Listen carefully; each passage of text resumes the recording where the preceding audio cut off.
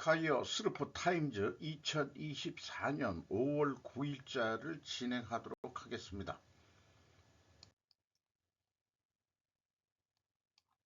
한국에 닥칠 환율 10위권 진입, GDP 5년 뒤 16위 추락 전망. 이정선 작가라는 사람이 일본 JB 프레스에서 보도한 내용입니다. 아마 일본에 거주하는 작가 활동을 하는 사람인 것 같습니다.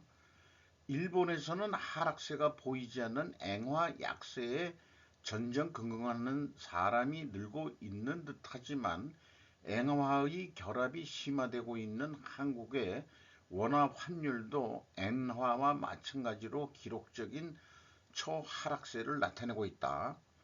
국내 언론은 별로 취급도 안 하고 있죠. IMF 위기 직후 수준이다 이렇게 얘기하고 현재 그 1,600원까지 오를 것이라는 전망도 나오고 있다 이런 얘기예요.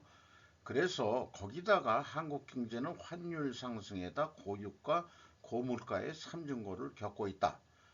그리고 미국 피터슨 국제연구소 애덤 포젠 소장은 4월 30일 서울에서 열린 경제 세미나에서 흔들리는 세계 경제 긴급 진단에 참석해 원달러 환율이 1,600원대까지 오를 수 있다고 경고했다는 거예요.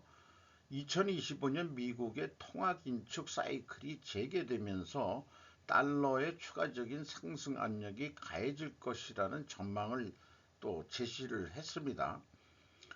고유가의 수출 산업도 타격이 됐다. 우리나라가 그 자원이 빈약한 거, 원자재 수입 비중이 큰 만큼 이제 이 원재료 가격이 오르게 되어 있다 이거죠. 이거에다가 또 미국 현지 투자 등이 크게 늘어난 SK 하이닉스, LG 솔루션 등 반도체와 2차 전지 산업 기업 등은 달러 강세 영향으로 이익이 줄어들 수 있다. 글쎄 그건 잘 모르겠습니다만은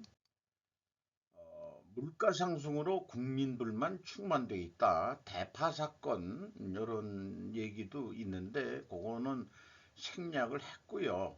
어쨌든 그 1월, 2월, 3월 연속해서 지금 물가가 오르고 있고 가정 식탁에 오르는 농축산물 가격은 4월에도 10% 이상 급등했다라고 언급을 하고 있습니다.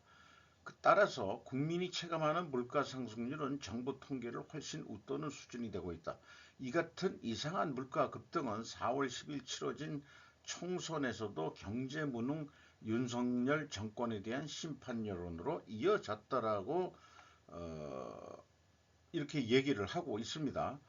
GDP에서도 인도네시아에 추월당할 것이다 이렇게 나와 있고 어, 이재명이하고 조국이가 고물가를 빌미로 1인당 25만 원의 생활지원금을 전 국민에게 주는 법안을 현재 내놓고 있는데 이것도 돈을 풀면은 물가 상승이 또 거기다가 더 부채질한다 이거예요. 그러니까는 현재 이 정부 쪽에서는 돈을 그렇게 무작정 풀 수는 없는 입장이기 때문에 진퇴양난일 것이고요. 총선 참패로 궁지에 몰린 윤석열 정부로서는 최근의 고환율과 고물가를 바로잡는 것이 무엇보다 우선해야 할 경제 정책이라고 한 수 가르치고 있습니다. 자, 우리가 총선 패배에 대해서 어떤 그 유튜버 진행자는 돈을 안 풀어서 진 거다. 이렇게 이제 얘기해서 이제 저는 뭐 런 놈이 있어 이렇게 이제 저는 그걸 비판했는데 어찌 보면 우리 국민의 수준이 그것밖에 안 된다라고 일본 쪽에서도 그렇게 좀 비아냥거리고 한국 국민들이 그 돈을 준다는 쪽에 표를 찍은 거다 이렇게 이제 진단을 하고 있는데 그래도 이 사람은 어, 식탁 물가 상승을 근본 원인 아니 이 사태 이게 그렇게 된 거다 이게요. 총선 참패로. 그러면은 그게 그러면은 근본 원인은 뭐냐 그러면은 환율 상승으로 수입 물가가 상승해서 식탁 물가까지 올라간 것이 국민들의 불만이었다는 게 총선 참패의 근본 원인이다. 그러면은 환율 상승하고 물가를 잡아야 되는 거죠. 한국은행의 존재 가치도 물가 안정이죠. 그러면 윤 대통령이 가야 될 길은 물가 안정인데, 한마디로 물가 안정인데, 환율을 뭐 대통령 맘대로 할 수 있는 거겠어요?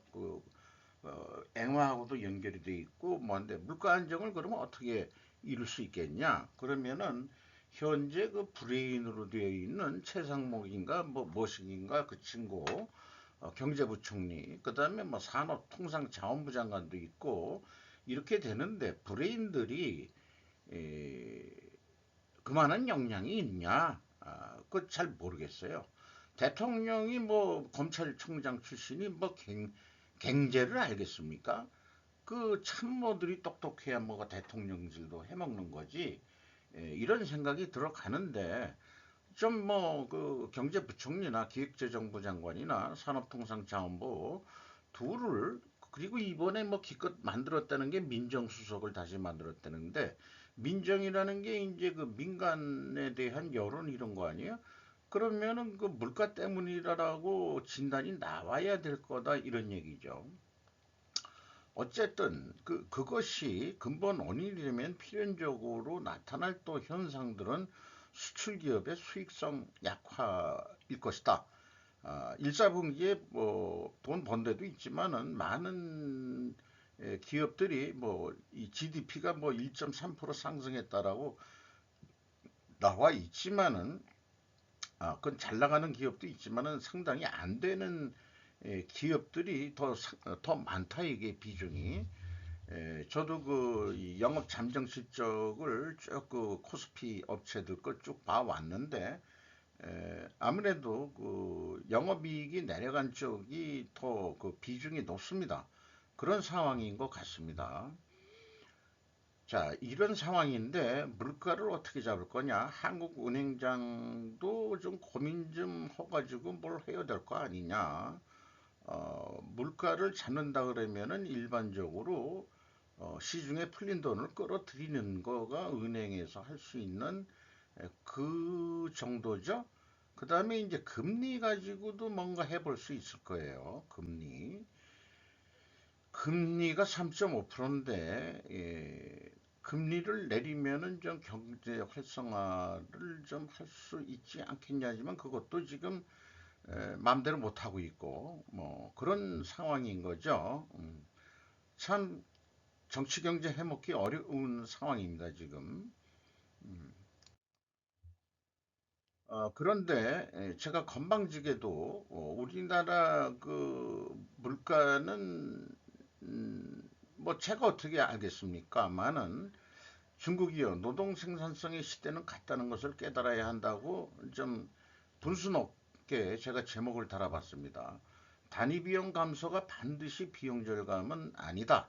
사람 단위로 줄여야 비용 절감이다. 이거는 좀 냉정한 얘기로 사람의 그 사람을 쳐내야 된다는 얘기예요. 그리고도 공장을 돌릴 수 있어야 된다는 얘기인데 중국은 노동 생산성에 매몰되어 있는 것 같습니다. 이게 생산액이란 게 이제 제품 제조액이라고도 부를 수 있겠고 나누기 인건비죠. 투입된 인건비. 제품 생산액은 외부에서 알 방법이 없고 사업보고서 원재료 사용액을 인건비로 저는 나눠봤어요. 그렇게 좀 개별 회사 분석할 때 요거를 하나 넣을 겁니다. 그래서 그러나 그럼에도 불구하고 노동 생산성은 이해 유효 기간이 저는 지났다고 보고 전체적인 원가 생산성이 그 자리를 대체해야 되는데 그럼 원가의 전체적인 생산성이란 것은 매출 나누기 이 전체 영업 비용 그러니까 매출 원가 더하기 판매 관리비 그 근로자 노동 시간의 생산성은 이제 의미가 없다 이런 얘기인데 그러나 이것도 원가 생산성도 매출 원가의 재고 이익이 미래 이익을 현재 이익화하고 있기 때문에 성과가 또 왜곡됩니다. 그래서 새로운 생산성을 제시를 하고 있는 게 이제 그 스루프 TO의 생산성이거든요. 요거로 그 간단한 거로 그렇게 그 직원들을 평가해서 상응한 대우를 해줘야 된다는 것이 이제 저희 주장인데, 근데 현재 중국의 과잉 생산에 따른 잉여 재고를 저는 뭐 악성 재고라고 표현하기도 합니다만은 덤핑 수출하여 정비 지원금으로 해결하려고 하는 것이 바로 노동 생산성에 세뇌되어 있기 때문이라고 저는 봅니다. 시대를 착각하고 있는 시진핑이다. 거기에다가 자유무역을 주장 한들 무역 갈등만 일어나겠죠. 그래서 한마디 제가 충고를 한다 그러면은 아까 그 일본 그 작에 있는 한국 그 작가는 물가를 잡아라. 그 다음에 그 환율도 잡아라. 이게 우선 정책이 돼야 되는 거 아니냐. 우선순위 딴 것보다도. 저는 중국한테 한수 한다면은 그 수요에 맞게끔 생산을 해내면은 니들도 좀 제가격 받고 수출할 수 있지 않겠냐. 이런 얘기거든요. 요거를 이제 그림으로 그리면은 조금 그 전에 비해서 조금 더 발전을 시킨 건데, 과잉 생산으로 악성 재고가 증가하면 중국은 덤핑 수출을 할 것이다. 왜냐하면 노동 생산성에 매몰되어 있기 때문이다. 노동 생산성에 매몰되어 있다는 것이 근본 원인이라면 필연적으로 존재할 다른 결과는 정부 보조금으로 국가 통제가 강화될 것이다. 지금 그렇게 돼 있죠. 그것은 또한 미국 신냉전이 격화된다. 어, 그리고 이거는 또 덤핑 수출을 하는 것과 정부 보조금이 두 가지가 합쳐져 가지고 미중 신냉전이 격화된다. 이렇게 되는데, 시진핑이가 그 동유럽하고 프랑스 3개국을 가면서 신냉전을 유도하는 것에 대해서는 단호히 거부한다. 이렇게 얘기했는데 지들이 만들어 놓고서는 누구 보고서 미국이 이 저기 그 이 신냉전을 쪽으로 프로파간다를 선동한다 이렇게 얘기하니까 적반하장도 유분수다 보통 이런 얘기를 하는 것 같습니다. 맥메스터 주한미군 철수 재배치하려면 막대한 입장료 치러야 라는 제목으로 워싱턴 김은중 특파원이 조선일보에서 보도를 했습니다. 트럼프 복추 제어 백악관 어른 맥메스터 전 국가안보보좌관 인터뷰를 했다.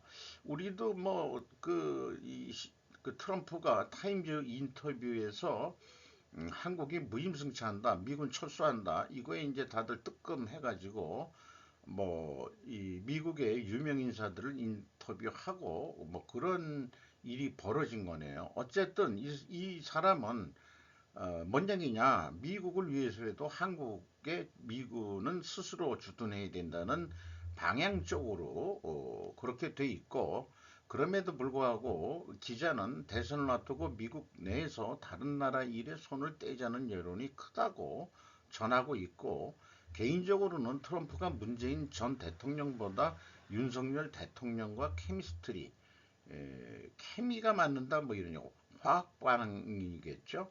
잘 맞음이 더 좋을 수 있다고 본다. 두 사람 모두 정치인 출신이 아니고 국방과 중국 문제 등에 강경하다는 공통점이 있다. 이렇게 이제 얘기를 풀어 나가고 있습니다. 지금은 최근 동맹 강화를 공고히 한 한미일 지휘 통제를 연기하는 추세를 이어가야 한다라고도 얘기를 했고, 또 한국 기업의 대미 투자와 미국산 제품 수입, 미국 내 일자리 창출 등을 강조해서 양국이 서로 윈윈하고 있다는 것을 꾸준히 알려야 된다. 이렇게 얘기를 하고 있고, 또 원하든 원하지 않든 한국은 대만 문제에 관여될 수밖에 없다는 것이고, 한국이 대만과 선제적으로 관계를 강화하는 것이 중국 견제에 효과적이다. 이거 저기 좀 진짜 그 공격적인 그런 표현이네요. 아예 그냥 중국하고 거리를 완전히 끊어라 하는 거, 이런 뜻으로 들립니다. 이미 사드 보복 경험을 해봤기 때문에 한국은 버틸 수 있다라고 언급을 했다는 거예요. 왜냐하면 또 호주는 물론이고 동유럽의 에스토니아도 버텼고, 그런데 한국 정도의 큰 규모의 경제국가라면은 중국의 강압에 굴할 수는 없다. 아주 그냥 그 우리가 기분 좋은 얘기를 해주고 있네요. 이분은 그 걸프전에서 전차 부대를 지휘한 그는 23분 만에 전체 부대로 이라크 전차 28대를 격파했다. 이라크 아프가니스탄 전쟁에도 참전했고 부츠는 6.25 참전 용사다. 그의 최근장 배틀그라운드는 국내 출간됐다. 친한파 인사일 수밖에 없겠네, 이 사람은. 이런 사람하고 인터뷰하면 우리나라한테 좋은 얘기를 해주겠지. 그런데 또 우리 디지털 타임즈의 강현철 기자는 트럼프 안보보좌관 후보 미군 한국주둔 불필요 인질도선 안 돼. 요런 제목으로 또 보도를 했어요. 주한미국은 중억제로 초점을 전환해야 된다. 한국, 북, 위협 스스로 해결하고 전작권 이른 시기 내 전환하고 미군 대규모 증원하는 작게 수정해야 된다. 작전 계획이라고 그러죠. 작게. 현 대북 확장 억제 불충분하고 한국 핵무장 포함해 모든 방안은 또 고려할 수 있다. 한국도 핵무장을 고려할 수 있다는 얘기까지 하네요. 미군을 빼려면 뭔가 보장을 해야 되겠죠. 전직 미국 국방부 당국자가 주한미군의 주 임무는 중국 억제로 전환해야 하며 이를 위해서는 미군을 한국에 주둔할 필요가 없다고 주장했다. 요거는 이제 제 그 아재 고급 유머인데요. 그럼 북한 평양에 북한 평양으로 옮겨. 그러면 되잖아. 한국 내 안 가면은 북한으로 옮기면 될 걸 가지고 뭐 그렇게 속 시끄럽게 그렇게 하고 있냐? 내 얘기는 당신네들이 그 중국하고 대적하는 게 그렇게 문제라고 하고 우리 한국 보고서 중국을 견제하는 것으로 그 초점을 전환하라고 그러면은 그러면 너희들도 뭐 행동을 할 게 있어야 될 거 아니냐. 내 얘긴 그 얘기예요. 그러니까 미국 애들도 그 이따위 얘기하지 말고 미군을 평양에 주둔시키면은 해결될 걸 무슨 말이 맞냐 이게. 제가 그 진행을 하면서도 왕짜증이 좀 나긴 납니다.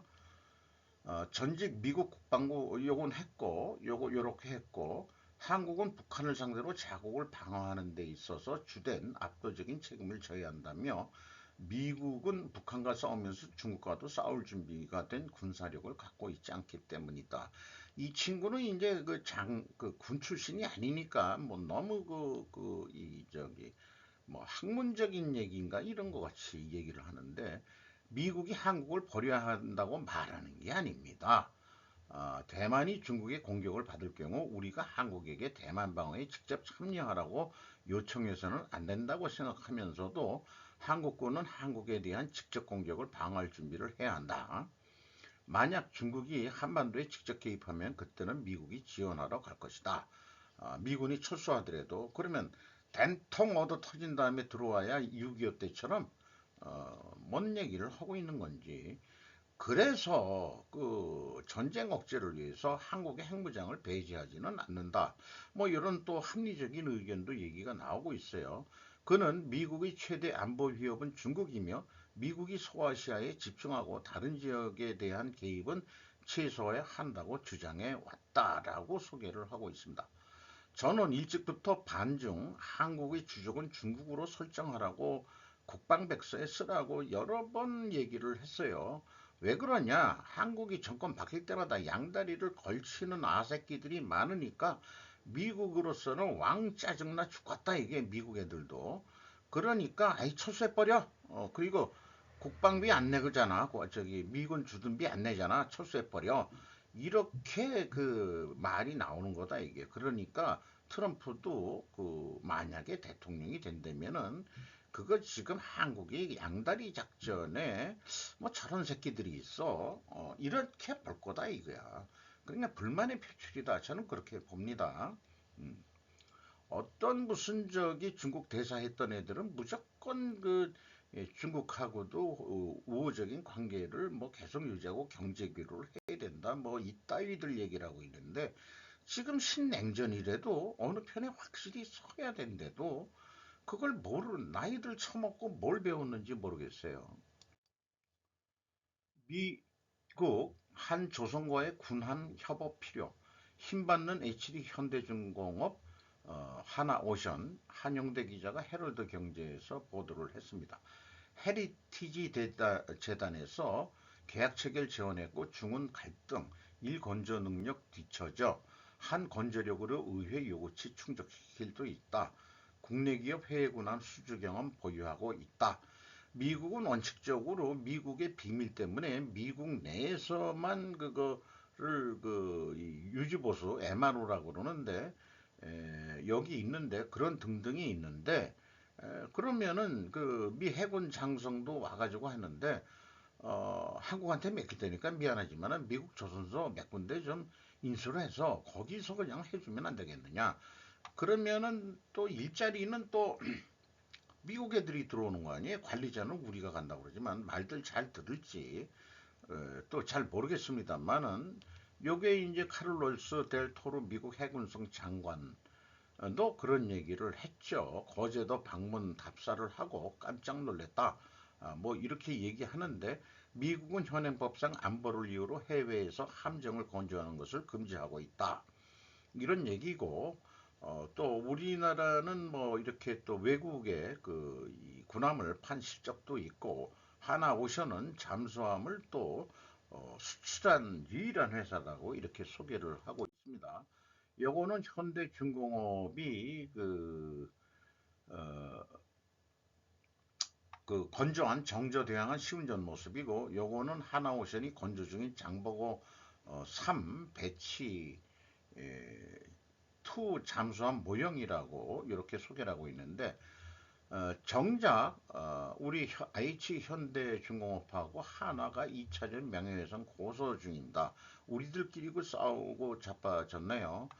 다른 조선사는 몰라도 HD 현대중공업은 개인적으로 취득된 정보는 선박 공정 관리에 CCPM, 크리티컬 체인 매니 프로젝트 매니지멘트와 같은 혁신적인 공법을 운영 중인 것으로 안다.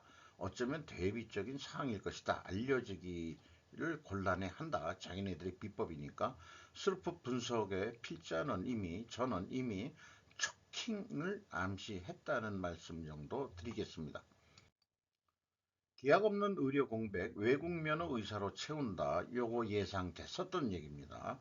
제가 쿠바 의사들 데려다 쓰지 얘기했었습니다. 김명지 기자 조선비즈에서 보도를 했는데 의료법 시행규칙 일부 개정안을 행정 입법한다고 나와가지고 이렇게 추진한다는 얘기예요. 그리고 현재 우리 보건의료 재난경보 단계를 기존 경계에서 최상인 심각으로 놓겠다.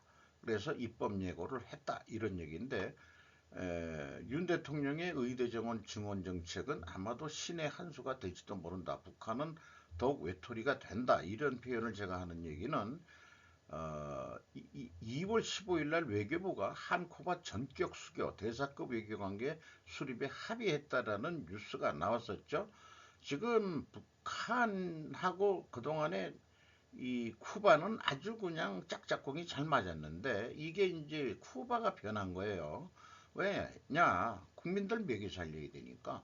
근데 쿠바는 의사를 배출을 많이 한답니다. 정원이 많아가지고. 그러니까 국내에서도 그 의료가가 싸고 국민들의 건강을 갖다가 비싼 가격이 아니고 아주 저렴한 가격으로 또 의사들 월급도 그렇게 높지가 않다 그래요. 왜? 국민 건강을 위해서 보편복지 쪽으로 가고 있는 거죠. 지금 우리가 뭐 자본주의라고 해서 의사가 무슨 사회 신분 계급으로 뭐 미국도 그렇지만 물론 사회 신분 계급으로 높은 지위에 있는 거는 인정은 하지만은 이게 너무 지금 헌다 이거예요. 이번 총선에서도 그게 좀 악재로 되긴 됐었을 텐데 총선이 있으면서도 그걸 강행한 이유가 뭘까? 뭐 이런 등등이 있으면은 만약에 수틀리면은 그 쿠바 의사들은 아주 단가가 싸답니다. 그리고 이제 그 번 돈을 갖다가 또 북한 애들처럼 그 자기가 다 먹는 게 아니고 그래도 돈을 이 쿠바에 있을 때보다는 돈을 더 잘 번다 이거예요. 그러니까 그 공부는 또 수준급으로 시킨답니다. 의료에 대해서. 그런 거를 읽어본 적이 있어요. 마치 우리나라가 그 독일에 그 뭐 대학교 나온 사람도 독일 광부로 갔었고 간호사를 보내가지고 물론 실질적으로는 간호조무사 성격으로 간 거겠지만은 거기에서 정착했지만 거기서 돈을 벌어가지고 달러를 보내서 우리나라 외화를 충족하는데 큰 애국을 했던 지금 쿠바도 그런 입장일 거다 이거예요. 거기다가 요게 또 암시하는 게 이 로마 교황청이 뭔가 은근히 밝혀지진 않았지만은 뭔가 은근히 뭐 이렇게 접한 게 있을 수도 있지 않겠냐는 그런 소문이 있다고 합니다. 쿠바가 왜냐? 카톨릭 국가이기 때문이다. 뭐 이랬으니까 좀 매우 궁금하긴 하네요. 부자 많은 도시에서 부자만의 도시 되는 뉴욕 중저소득층 떠나고 백만장자만 남아 제가 어저께도 프레카리아트 시대가 곧 올 거다 2090년에 그걸 소개했는데 우리나라 벌써 진행 중이 아니고 미국도 진행 중이 되는 거로 보입니다. 김효선 기자가 조선비지에서 보도를 했습니다. 미국 뉴욕시가 부유층의 도시로 변하고 있다. 전 세계에서 백만장자가 가장 많이 거주하는 도시가 뉴욕이라는 조사 결과가 나왔다. 그러나 중저소득층은 뉴욕을 떠나고 있어 부자들의 비율은 더 높아질 수 있다는 전망이 나온다. 미국 무슨 영화 보면은 뭐 어디죠? 그 저기 그 할렘가 뭐 이런 데가 그 브룩 뭐, 뭐라고 했는데 뭐라고 했는데 잊어버렸네요. 그런데 저런데 정도 남고 뭐 좀 그러니까 그 중간층 그 중산층도 떠난다는 얘기 아니에요. 왜냐 그러면 미국 뉴욕 물가가 너무 비싸다. 지금 서울 물가 음식값 막 비싸고 그런데 시골은 어떤가 모르겠습니다만은 우리나라는 뉴욕하고 좀 또 상황이 틀려서 경기도가 위성도시인데 위성도시도 뭐 서울 물가 뭐 사실은 그 경기도 우리나라의 인구의 반이 서울하고 경기도에 반이 몰려 사니까 인구가 그렇게 오르면은 물가가 올라갈 수밖에 없어요. 그게 현실인 것 같습니다. 어쨌든 떠나는 사람이 흑인과 히스패닉 비율이 압도적으로 높았다. 그리고 중산층도 떠나고 있다. 이런 얘기예요. 그래서 어저께 소개한 거지만 프레카리아트 시대에 이렇게 되지 않겠냐. 그래서 뉴욕의 그 부의 편중이 이 백만장자들 이렇게 뭐 여기는 AI까지 이렇게 제가 표시했는데 나머지는 어그저리한 인간들이 된다 이게 이 많은 수의 인간들이 도저히 그러면 니들끼리 그러면 요 안에서 이제 그 내가 뭐 지위 가지고 싸움들 하고 우리 전부 뉴욕 떠나자고 어디 좀 싼 데로 그렇게 미국이 될지도 모르겠네요.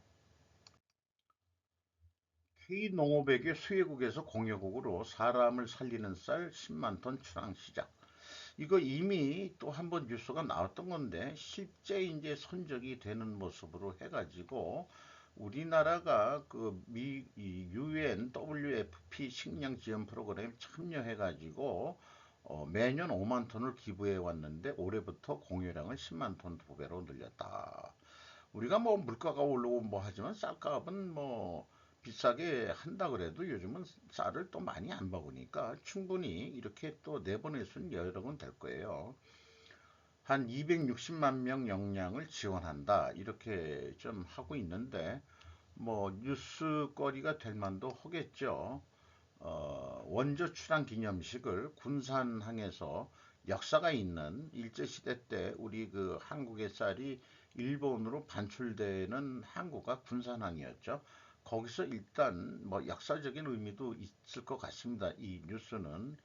그래가지고 이런 쌀들이 방글라데시 아프리카로 향하게 돼서 또 군산항에서만 떠나는 게 아니고 이 식량 저장 창고가 울산이나 부산 등 그 가까운 항구 쪽에도 있기 때문에 거기에서도 출항을 할 거라는 얘기는 이미 그 저기 한번 방송을 했습니다. 미스 이물산 29년 만에 최대 상사 결산 4개사의 이익 감소. 교도통신에서 보도를 했는데요. 이게 미스이라고 읽는 모양이죠. 삼능이 그러면은 미쓰비시 요걸 이토츠라고 읽는 모양이에요. 그리고 이제 환희가 마루베니, 그 다음에 스미토모, 요거는 제가 그냥 읽어볼만 하네요. 하도 유명한 무역상사, 5대 무역상사니까. 그런데 일본은 그 3월 말이 연간 결산기인 모양입니다. 그래서 그 여기 보면은 우리는 이렇게 표시하면은 이익이 증가한 거로 되는데, 여기 보면은 요 표시는 마이너스라고 되어 있습니다. 그래서 이또주 상사만 흑자를 냈고 나머지들은 그 작년에 비해서 그 영업이익이 좀 내려갔다 이런 얘기예요. 그럼에도 불구하고 미쓰이물산이 영업이익이 1조 636억 엔으로서 24년 만에 그 1위가 됐다 이런 얘기를 하고, 25년도에 그 영업이익 예측을 하는데 좀 줄어들 것이라고 보고 있고, 이토츠 상사는 올라갈 거로 보고 있고, 다 나머지는 좀 더 올라갈 거라고 이렇게 예상을 하는 뉴스를 냈네요. 세르비아 대통령 대만은 중국.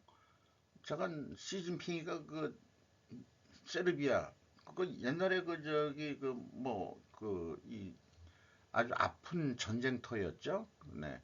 시 주석에 대한 환영연설로 알렉산다르 부치치 세르비아 대통령은 8일 수도 베오그라드를 방문한 시진핑 중국 국가주석에 대한 환영연설에서 대만은 중국이라고 말했다. 국영 세르비아 방송 RTS가 전했다. 부치치는 정부 청사 앞에 모인 군중을 향해 중국의 영토 일체성에 대한 우리의 견해는 명료하고 단순하다. 대만은 중국이라고 말했다. 이 발언에 시신은 박수를 쳤다. 뭔가 그 중국하고 이해관계가 있으니까 그렇겠죠. 5월 9일자 그 스루풋 뉴스를 마치도록 하겠습니다. 이 뒤에 있는 보좌관인지 부인인지 뭐 잘 모르겠습니다만은 이거는 이제 시진핑 부인 아니죠. 보좌관인 것 같은데 어, 이게 멋쩍게 웃고 있는 것 같은, 좀 너무 딸랑거리는 거 아니냐 하는 그런 얼굴 같은 얼굴을 이 여성분이 대만은 중국 땅입니다 하니까 이거 좀 멋쩍은 표정을 짓고 있죠. 이런 장면이 아주 재밌는 것 같습니다. 마치도록 하겠습니다.